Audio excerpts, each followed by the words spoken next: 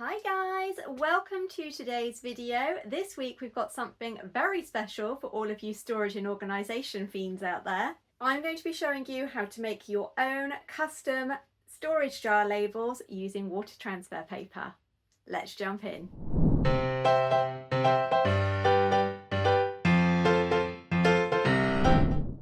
If you're anything like me, I love storage and organisation, and yes, I have been sucked into all the TikTok videos of those beautiful pantries with the jars and the precious labels. However, when I had a look, they were mega expensive. Not only that, you couldn't personalise them. So I decided it was time that I made some of my own. So for today's video, we have been kindly sponsored by Papercuts, and I will be using their laser print Waterslide transfer paper. This stuff is fantastic. You can use it in either a black and white or colour laser printer. I'm going to be using black and white today as it's the only one that I've got. But don't worry, if you don't have a laser printer, they also have an inkjet version available. I'll drop a card so that you can see how to use the inkjet version, and the process is similar, you just need to seal them, so all the details will be in the card. For designing, we're going to be using Canva, and for cutting, we're going to be using my Silhouette Studio. However, if you don't have one, you can just cut this straight out using a pair of scissors, and we're also going to need a bowl of water and obviously some jars to stick them onto. So let's head over to Canva and get designing. So I've already measured my spray bottle, and I know that I would like to make a label that is sized at 5 centimeters by 7. So I'm just creating that size in Canva, and because I want a black label to go on my clear background, I'm just changing the background colour itself, and then I'm going to add a rounded rectangle element. So the way that I'm going to do that is I'm going to turn the stroke up to 2.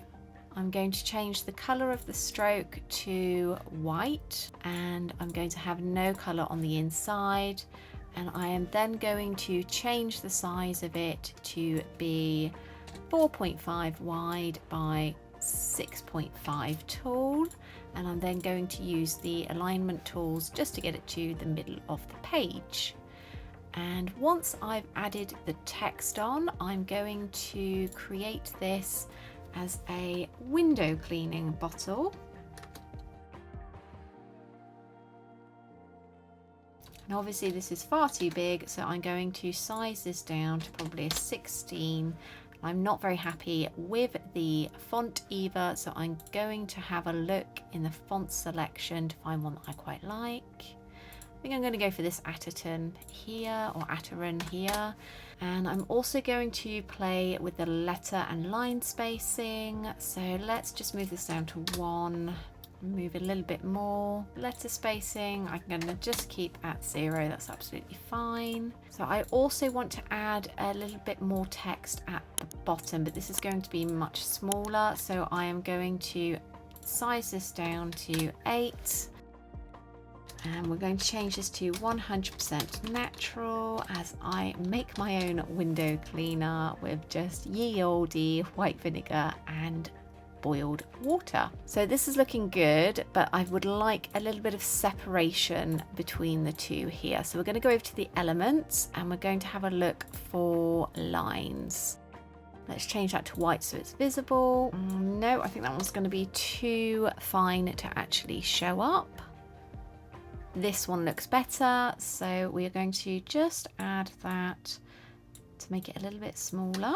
Centrally align everything, and now that I'm happy with the layout, we are going to download this as a transparent ping, ready to open up in Silhouette Studio.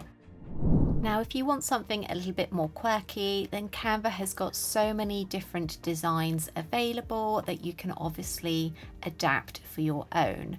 So I would like to have a little label for my coffee, but have it looking more like it is a professional packaging. So for the background, I am going to get rid of this and change it to white, only because unfortunately I don't have a coloured laser printer. If you have a coloured laser printer, then you can create it in whatever colour you would like.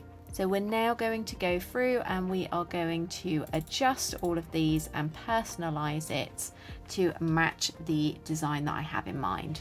I quite like the fonts that have already been used, so we are going to download this just as. And obviously you could use this for candles in business or jam jars or whatever you might be selling. It would also look really cute if you were going to do this as a wedding favour and use it as a sweet jar or sugared almonds or whatever you may be giving away. So now we are in Silhouette Studio and I have imported all of my graphics in. The first thing we need to do is turn on the registration marks. So I've gone over to the tool, enabled them, I've upped the thickness to maximum but changed the inset. We also need to make sure we have got the right media size, so I'm going to be printing on A4, so obviously I have edited that there.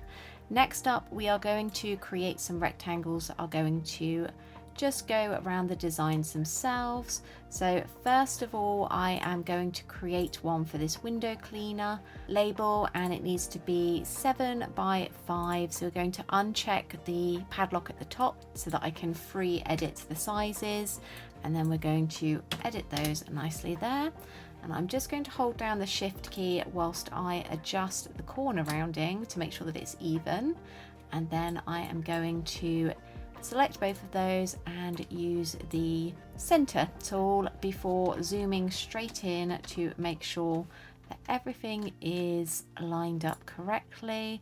Now I'm slightly worried that this may just go off the edge ever so slightly, so I am going to make the graphic bigger. I'm going to lock that again so it moves both the width and the height, and we are going to go to 7.2 to see if that makes any difference whatsoever.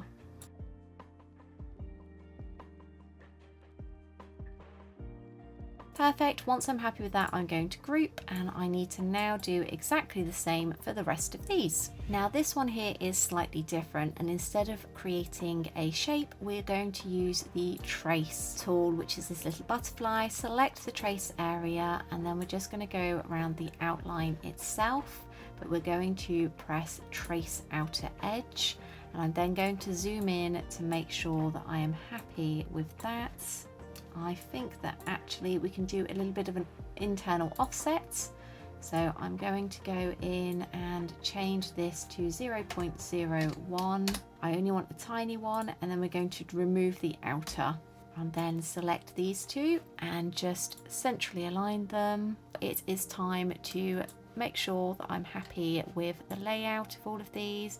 Now if you want, you can actually trim these down to A5 if your printer supports it, just to help save on media, which is what I think I'm actually going to do there. So again, hop back over to the media size, change it to A5 if you're going to be printing on that, and then I'm just going to have a little play around to make sure that everything is well within the lines here, which it is. So we're going up to File, Print, and for my printer I am going to be using my Brother.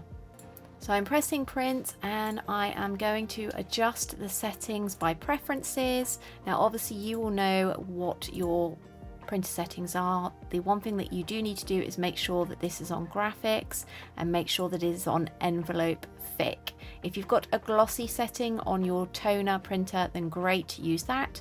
I don't, so I'm just putting thick down, and I'm going to feed it into the MP tray, which for me is the bit that goes at the front.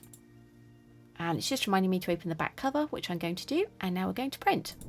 So it's really important that you don't touch any of the sheet that is going to be cut out and applied as labels. You don't want any of your oils from your fingers on there, but as you can see, these are all looking fantastic. So we're now going to load these into the cutting machine, ready to cut. So now that everything's dry, it's time to load up the Silhouette Cameo, and for this I am going to use my preset, which is 160 GSM, but I'm upping the force to 26, speed is 4, pass is 2, blade depth of 3, and line segment overcut is on, but you will need to have a play around with these settings to make sure that they work for your machine.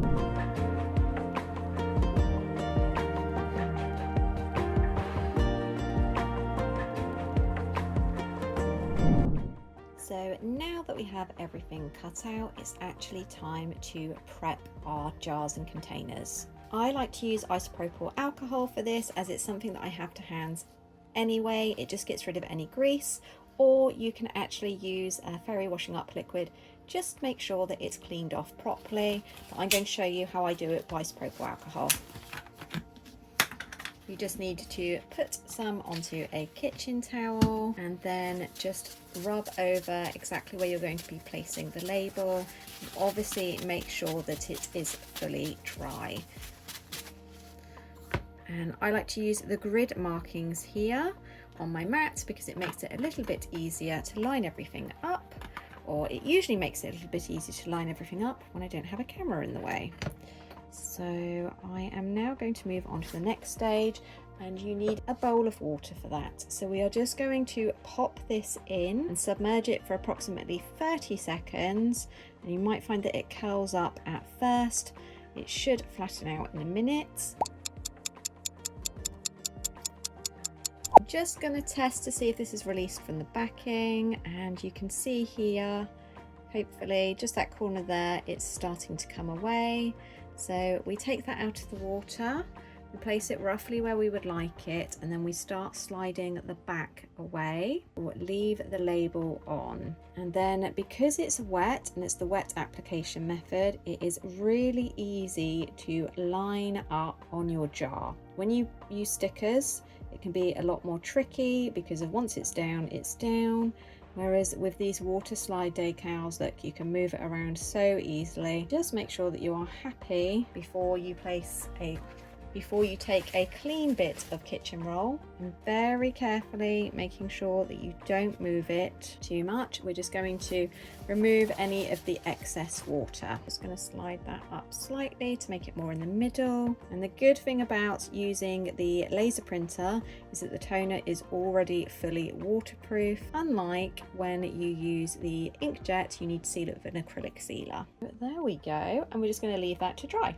So the instructions say that you can actually use a hairdryer to dry this off, but I don't like doing this because obviously you risk that interfering with the seal itself on the jar. So I find that the best way is to just leave it overnight to completely dry out. So we are completely finished, and I think these have turned out absolutely amazing. I really like having the black label with the white text showing through for these smaller jars.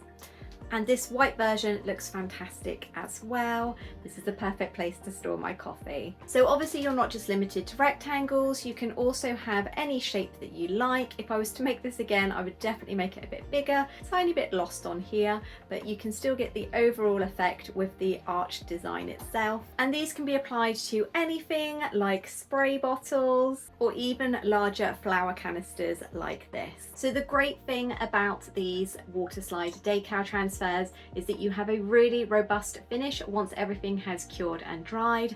Unlike stickers, they are nice and easy to put on because obviously we have to use the water effect, so you have a greater degree of maneuverability and being able to slide them into position and just make sure that there's no air bubbles, and you'll get a perfect finish. Now mine are all in black and white, but that's only because I have a black and white toner printer. However, Paper Cuts do also offer these in inkjet full colour, and obviously if you have a full colour laser printer, then you can use that as well. I will drop links for everything that I have used in the description box down below, and I would like to know if you're going to have a go at this craft yourself, because I would love to see your pictures. Drop them over to me over on Instagram, or just tag me at Chibi Design so I can have a look. So I'd just like to say a great big thank you for joining me on today's video. Remember to like, comment and share it with any of your crafty friends. If you have any questions or comments, drop them in the box below and I'll be sure to get back to you. And a great big thank you to Paper Cuts for sponsoring today's video. As usual, you'll find links to everything that I've used in the description box down below. Don't forget to tune in next week, and I can't wait to see you then. Bye!